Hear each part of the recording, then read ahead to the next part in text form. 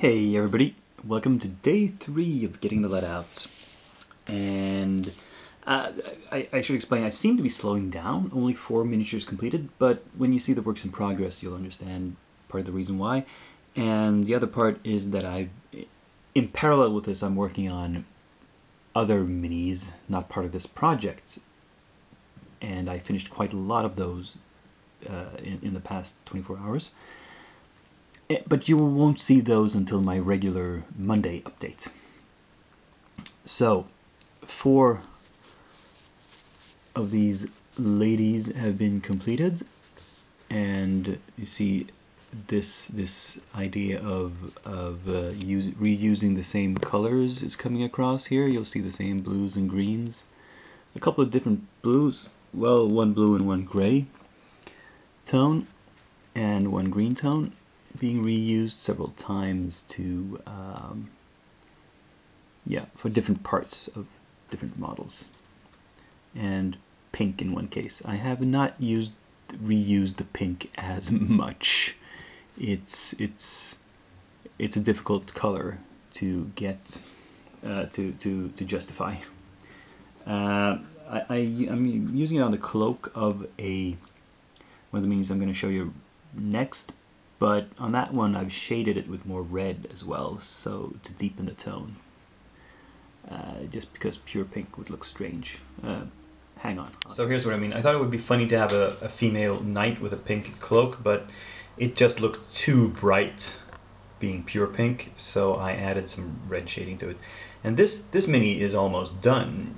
It's 99% done.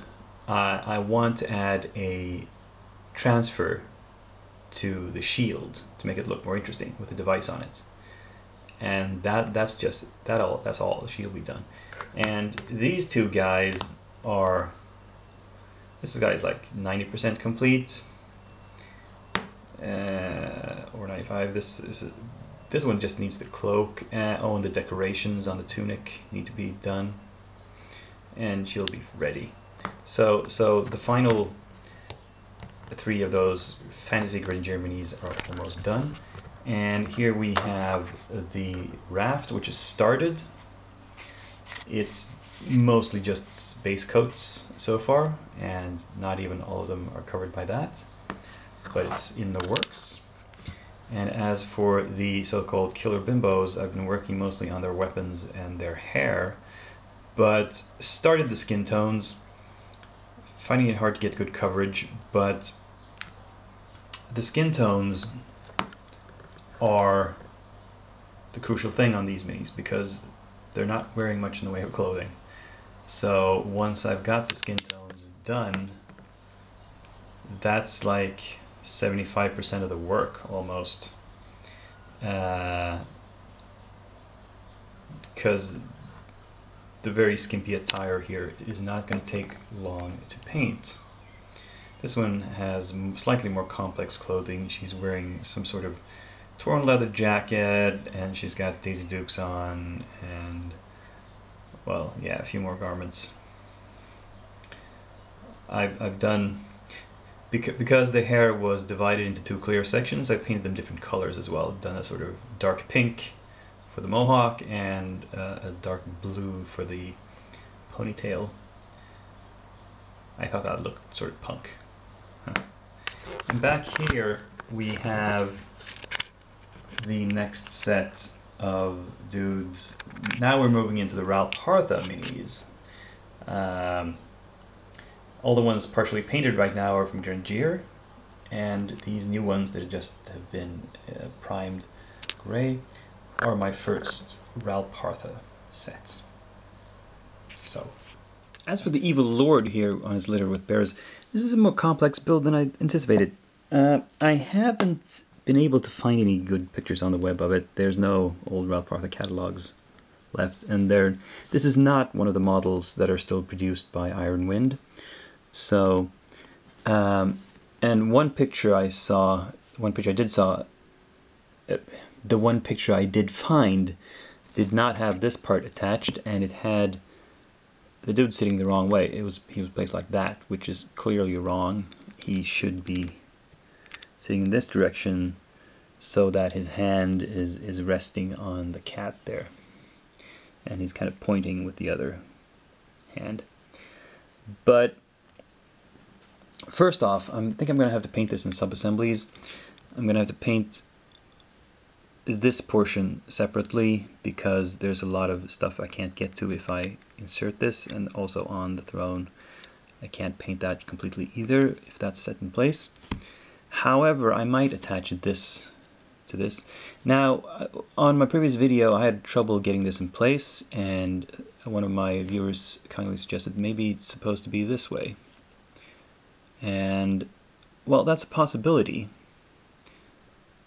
because then somebody's watching his back, except he's got a bag over his head. That could be it. But now that I've trimmed down this tab, it actually fits better like that. Oops. I trimmed it a bit too much, so I have to glue it in place. That, I don't know. That now that looks like he's actually resting his back against it, whereas that, see, there's a gap between the two backs of the beings, and I don't know. I think I'm still thinking this makes more sense visually. But the big issue is that these bearers, now, it might be difficult to see. They have, their hands are clearly molded to hold the, what are they called? The rods, or, yeah, whatever. But here's the thing, they're not in line. If you see, I'm lining up the sort of hollow portions of the hands where something could go in, and you can see the base. The base should be parallel to that. It's not. If I look at the base, this is parallel to the ground. The hands don't line up. They're on different heights. This is super weird. It means he's holding it like this. He's not holding it. If parallel to the ground, it would look like this, but it's not. He's holding it something like that. It's really, really stupid. This is a clear mistake in the sculpting, actually. I don't know what they were thinking. How am I going to fix this? Well, I can't really reposition these. Maybe I could try a little bit, but this is such a solid piece of metal. You know, if I could bend it, I could like bend this arm down, but I would have to bend it down so much. I don't know. I think it's gonna break the model before it bends enough, actually. The other option is, of course, to bend these to fit. It's gonna look really stupid because they're gonna have to bend different ways in back and front. And if I keep bending them, I might break them. A final option is simply to rest it, to simply, well, say I use the front hand because that's the highest, insert it there and let it like rest on top of the other, and just hand wave it and say, good enough. Something like that. So I'm gonna have to keep thinking about that a little bit. Also, for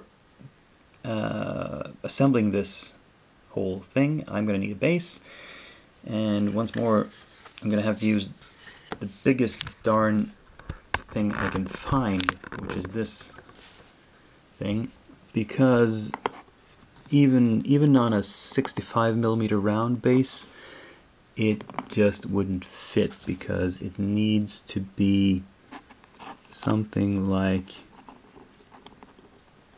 this. Whole thing needs to stand right out at the corners of this thing,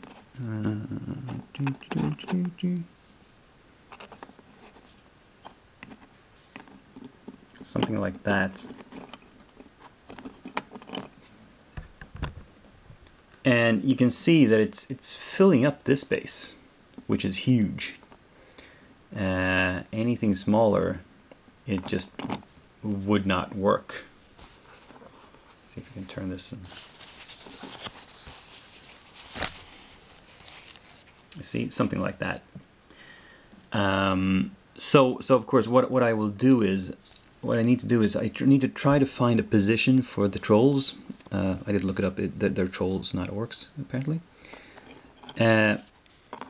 These will have to be glued onto the base, and the base is filled out and textured and made to look like it has some sort of terrain on it. And this will be a separate piece that sort of rests on it. I might probably not even glue this in place. Once painted, I'll glue all these three bits together, but then leave that off and just have it sort of have the weight of it hold it in place once resting on the bearers. That's probably the best way to go about it. But it's finicky. As for what's up next, I'm continuing with these Ralph Arthur blisters, now moving into those labeled Collector Series / All Things Dark and Dangerous, and I have 3 blisters here that are all 3 character minis in each. And the first one here is clearly labeled Archers. Yes, 3 Archers by Jay Guthrie. Yeah, that's what it is. The other's not as clearly labeled, but it doesn't say anything up here, but they're still clearly Julie Guthrie sculpts, and these are all female magic users of some sorts. And here's even more Julie Guthrie. Again, 3 females. One seems to be casting a spell. The other 2 are warriors. This one is a dual sword wielder. Someone might be some sort of ranger. I think she has a bow on her back. I can't really tell from this angle. And I should mention, I mentioned this in the comment to my previous video where I was sort of accusing Ralph Arthur and Grandier of making the same minis. I've compared them now, the ones that I have, and that are clearly by the same sculptor, and they are not the same models, not the exact same models. They are slightly different, but there are some examples of, you know, this one. It looks a lot like this one. It's the same basic idea. It's a female in flowing clothing, hands up in some sort of spellcasting gesture. It's like variations on a theme. So you could understand why I thought they were reusing the same minis. But no, it's just the style of the sculptor showing through. Anyway, lots to do. Let's get on working on it. See you tomorrow. Oh, wait. I forgot the question of the day. Haha. Day 3. What is the next single model or box set you plan to add to your collection? Blah, blah, blah. Why is this your next purchase? Well, I'm in the process of still picking up more and more first edition Malifaux models. Just now I'm kind of just getting everything that I can still find. And that's like ongoing. I don't have any particular set in mind that I want to buy next. Well, there are specific crews that I'm looking at, like the Hoffman crew and the Lucius crew and the Leviticus crew. If I can find them in the old metallic first edition sets. I'm also sort of planning to pick up the next set of monstrous creatures from Strange Aeons from their official line. They've released the Innsmouth box set. If you recall, when I've been showing the Strange Aeons minis, they did a Kickstarter, and that one led to the sculpting of a lot of minis, but they have not released most of them to the general public yet. They've mostly just been sent to the Kickstarters. They've only had the starter set available on their website, until very recently when they added the Innsmouth set, which is, as you might imagine, deep ones or deep one hybrids. So I might want to get that. However, because shipping from their location is kind of expensive, I'm gonna wait a while and see if they release another set this year so I can buy both at once. Yeah, because I'm not in any hurry. You know, once they release them, they probably won't go out of production, and yeah, I've got a lot of other stuff on my plate to paint, so no rush there. Anyway, that was that question. So now I can say, see you tomorrow.